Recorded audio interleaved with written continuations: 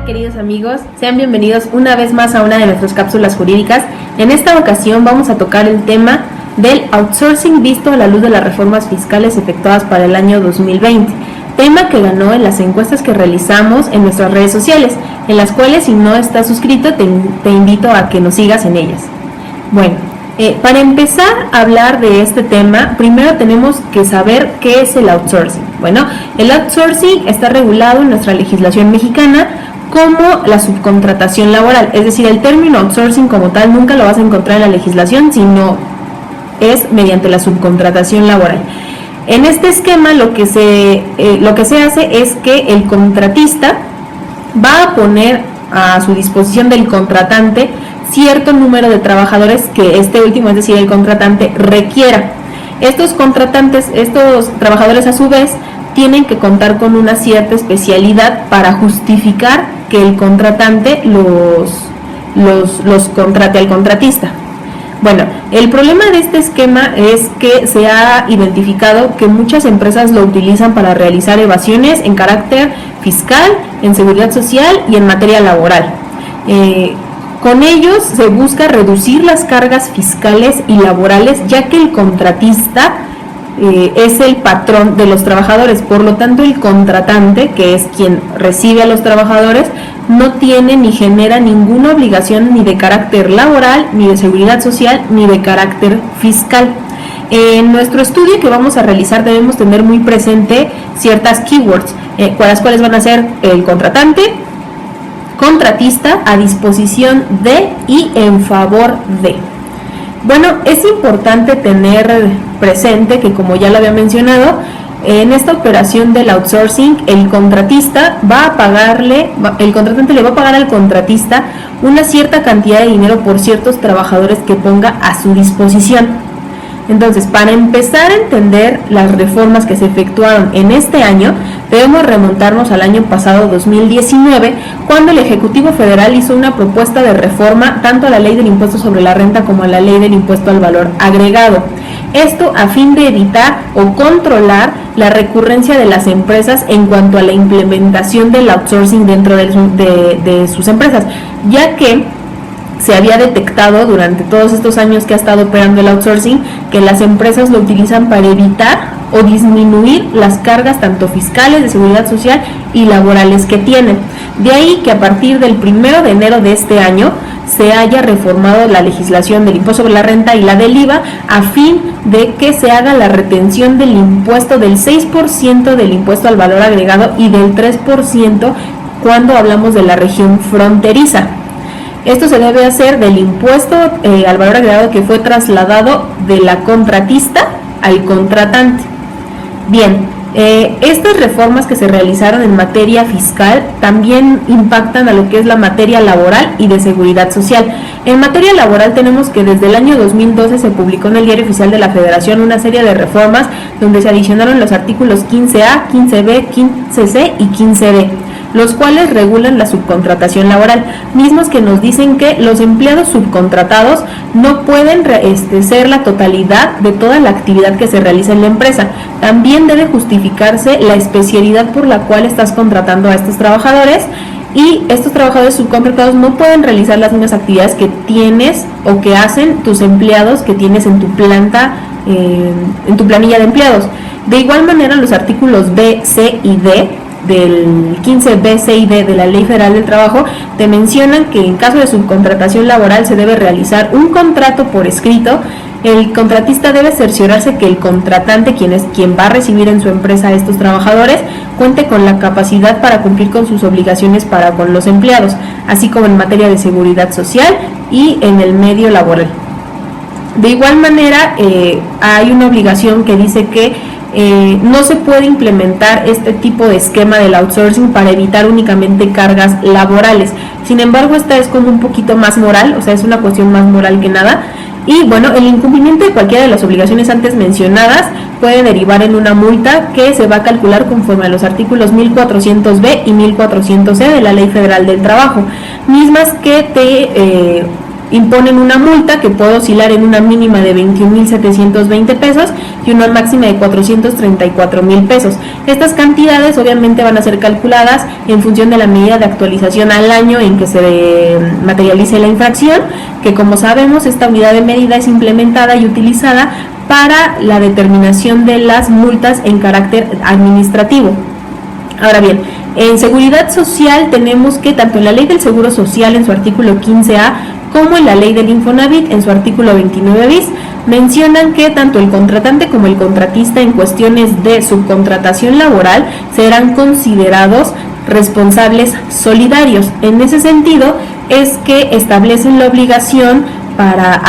ambas partes de informar los primeros 15 días de cada trimestre, es decir, en los meses de enero, de abril, de julio y de octubre, ante la subdelegación del IMSS que le corresponda según el domicilio del patrón, así como el domicilio del beneficiario, es decir, del trabajador, en caso del Infonavit, una relación de los contratos celebrados con ellos, señalando la razón social, la clase de persona moral que está haciendo la contratación, el RFC, el objeto y domicilio social y fiscal de las empresas, así como el registro patronal ante el Instituto Mexicano del Seguro Social.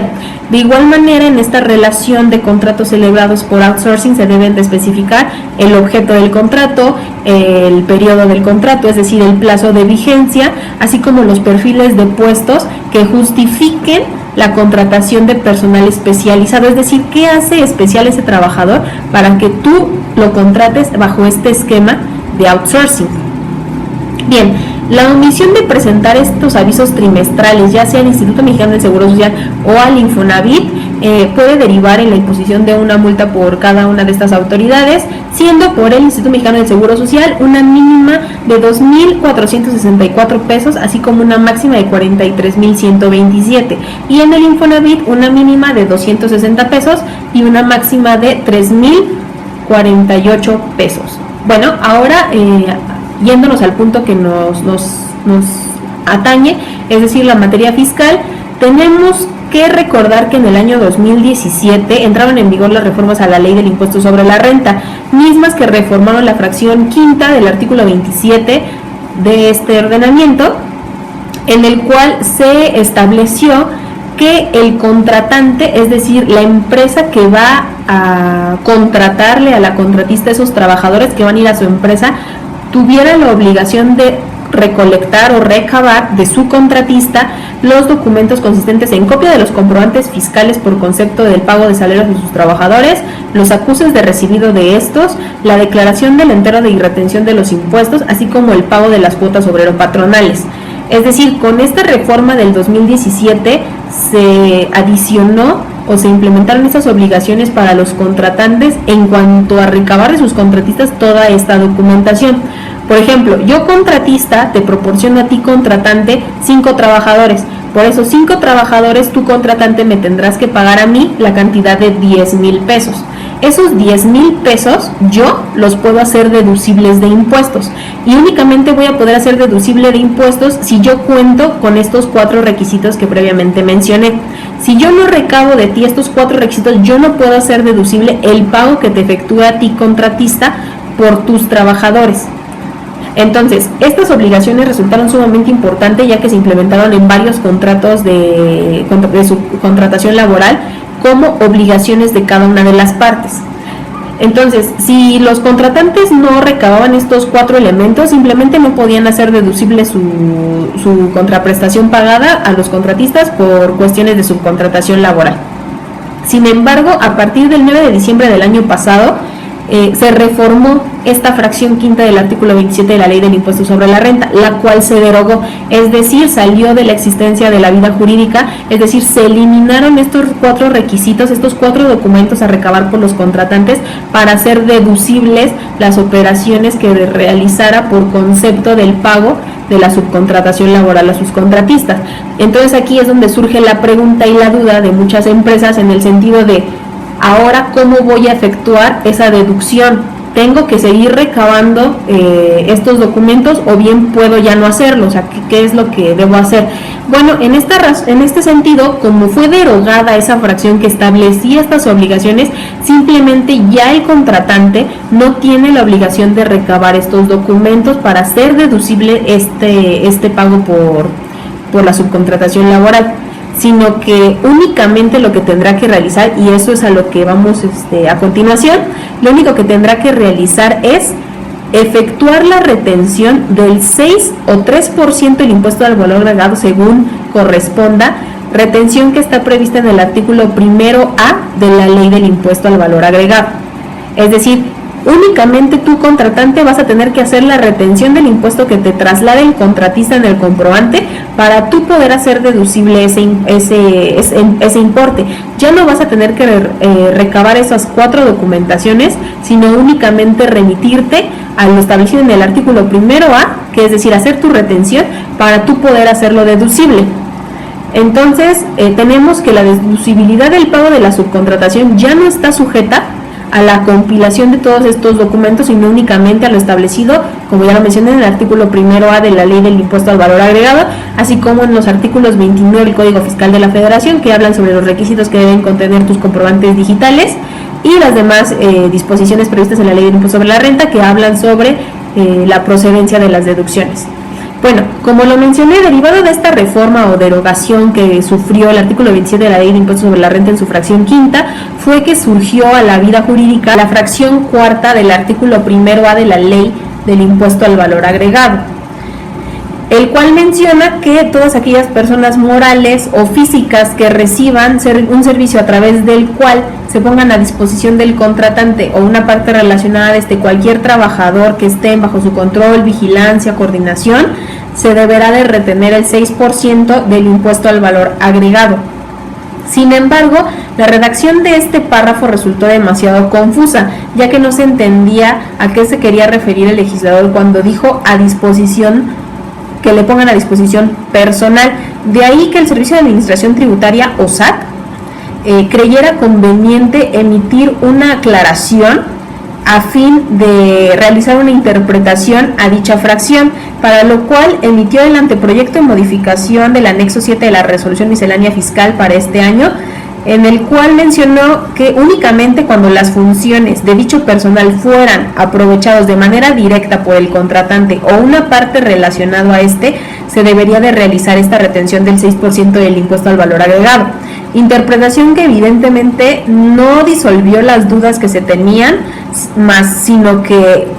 las aumentó, es decir, generó una controversia peor, ya que se le abrieron la puerta a las estrategias fiscales en el sentido de que, bueno, ¿qué se entendía con que fuera en beneficio o aprovechamiento directo de los contratistas? De ahí que muchos contratantes dijeran que al final de cuentas el beneficio era para ellos, ya que ellos recibían el pago que el contratante les iba a realizar. Es decir, entonces la operación del outsourcing como tal no encuadraba en este beneficio directo al contratante, sino que el beneficio era al contratista, ya que era el que recibía el pago por el trabajo realizado por el trabajador. Entonces, lo único que provocó la interpretación realizada por el Servicio de Administración Tributaria fue abrirle la puerta a todos aquellos contribuyentes que quisieran evadir esa fracción cuarta del impuesto al valor agregado en el artículo 1A, y generó más polémica de la que buscaba disolver en un inicio. Entonces esta aclaración pues no fue de mucha ayuda, al contrario fue un poco perjudicial para los fines que perseguía el Estado, en el sentido de poder recabar los impuestos en base a la subcontratación laboral. La adición a la fracción cuarta del artículo 1A de la ley del impuesto al valor agregado tiene principalmente su fundamento en la derogación efectuada a la fracción quinta del artículo 27 de la ley del impuesto sobre la renta, ya que, como lo habíamos explicado anteriormente, la fracción quinta que fue derogada establecía los requisitos que debía cumplir el contratante para hacer deducibles los pagos efectuados al contratista por concepto de subcontratación laboral. Sin embargo, al haber sido derogados estos requisitos, se tuvo la necesidad de implementar un mecanismo a forma de garantizar el verdadero pago de los impuestos al fisco federal, el cual fue pues efectuar la retención del impuesto al valor agregado trasladado del contratista al contratante para así garantizar que se efectuaran los pagos de los impuestos correspondientes. De ahí que para que tú como contratante puedas efectuar la deducibilidad de los pagos efectuados a tu contratista por subcontratación laboral, lo único que debas de realizar es esta retención a la que hago mención del 6% del IVA o del 3% del IVA en caso de encontrarte en la región fronteriza. Únicamente esos requisitos debes de cumplir, no debes ya de recabar la documentación anterior a la reforma del año 2020. El 3% al que hago referencia del impuesto al valor agregado encuentra su fundamento en la regla 11.4.18 de la resolución miscelánea fiscal para el año 2020. En ese sentido, tenemos como conclusión que la eliminación de todos estos requisitos de deducibilidad de acuses, el pago de las cuotas obrero-patronales, ya no existen, ya no están. De ahí que la autoridad no pueda revisarte un ejercicio del año 2020 en el cual tú como contratante no hayas recabado esa información de tu contratista y te desconozca esas deducciones. Sí lo puede realizar si hablamos de años anteriores a la reforma que está vigente en este año. Es decir, si tú en 2018 realizaste deducciones de subcontratación laboral, pero no presentaste o recabaste estos acuses a los que hice mención, la autoridad sí puede hacerte una revisión y puede desconocerte la deducibilidad de las mismas, ya que eran un requisito forzoso para tú efectuar la deducción. Entonces, en este caso, va a impactar en tu base gravable porque va a elevarse, porque tú lo que hiciste fue restar de tus ingresos esas deducciones, haciendo la base menor, pagando evidentemente menos al fisco, y cuando el fisco te haga la revisión y se dé cuenta que esos no eran deducibles, sino que tenían que ser ingresos totales porque no cumpliste con los requisitos de la ley del impuesto sobre la renta, tu base gravable evidentemente va a subir. Y como no pagaste esos impuestos en tiempo y forma, pues vas a ser, pues ahora sí que sujeto a la imposición de un crédito fiscal. Pero actualmente con estas reformas que estamos estudiando, eso ya no es necesario. Únicamente tienes que efectuar la retención del 6 y 3% del impuesto al valor agregado según corresponda, y con eso sería lo único que tendrías que efectuar para tú poder hacer deducibles tu contratante,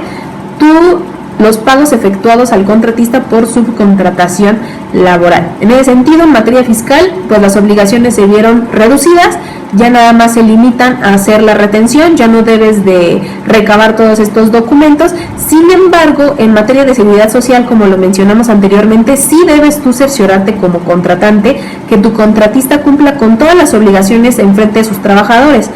porque en esta materia tú eres responsable solidario. Contratante y contratista son responsables solidarios y pueden ser sujetos a la imposición de multas si no presentan sus avisos a los que hicimos referencia de los contratos que tienen celebrados bajo este concepto de manera trimestral. Entonces, al final de cuentas, muchas empresas han contratado los servicios de diversos abogados para que ajusten sus contratos de subcontratación laboral a fin de que establezcan esta obligación de la retención del 6% o 3% del impuesto al valor agregado y eliminen las cláusulas de sus contratos previos donde se determinaba que, bueno, el contratista tenía la obligación de prestarle o de entregarle al contratante todos estos 4 documentos a los que hice referencia, y el contratante a su vez el derecho de solicitárselos al contratista a fin de poder hacer deducibles los impuestos. Entonces, mucha gente, muchos empresarios lo que están haciendo es recurrir a las firmas de abogados para ajustar estos contratos a fin de que queden pues conforme a la legislación aplicable. Espero que esta información haya sido de su utilidad, y si te gustó el video, espero que lo compartas, espero que también te suscribas a nuestras redes sociales en caso de que no lo estés, y en este momento les informo que estamos organizando realizar un live con un abogado corporativo, el cual nos va a decir las importancias de tener dentro de tu empresa un abogado de esta naturaleza, así como también vamos a tocar diversos temas. Esto se va a poner nuevamente a votación en nuestras redes sociales, así que en caso de que te interese este tema, pues puedes votar por él, y en caso de que no, propondremos otro tema que sea más común o que se adapte más a los intereses de todo nuestro auditorio. Espero que les hayan disuelto las dudas que tengan y por lo cual les interesó tocar este tema en esta cápsula, y nos vemos en la próxima.